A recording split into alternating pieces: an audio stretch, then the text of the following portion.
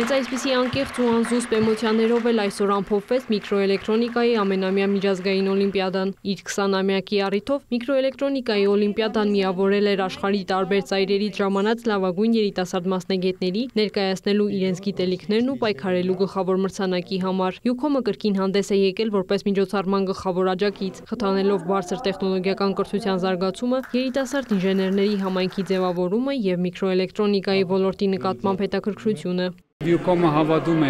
տեխնոլոգիական կրթության, որտեղ Յուքոմը հավատում է, որ վաղվա օրը ավելի լավ է լինելու այսօրվանից, այսպիսի ծրագիր եւ նմանատիպ ծրագրերում Յուքոմը ունենում է ներդրում, որ հնարավորություն ստեղծվի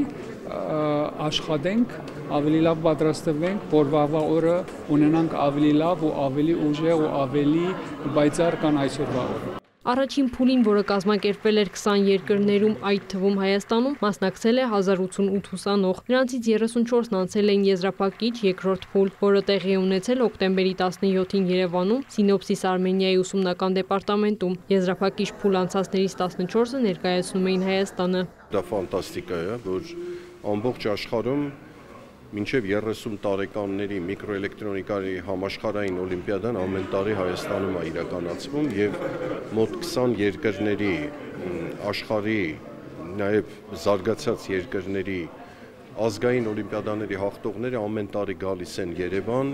մասնակցելու եզրափակիչ փուլին, ստանում են մրցանակներ, վստահ եմ նաեւ, որ Հայաստանը իրանց սրտի մի մասնիկն է դառնում այսօրվանից։ Մրցանակների արժանացան Արաբական Միացյալ Էմիրությունների, Ռուսաստանի, Շրի Լանկայի, Իրանի մասնակիցները։ Երկրորդ տեղը զբաղեցրած Հայաստանի ներկայացուցիչ Հայկուշ Պետրոսյանին մրցանակը հանձնեց Յուքոմի գլխավոր տնօրեն Ռալֆ Իրիկյանը։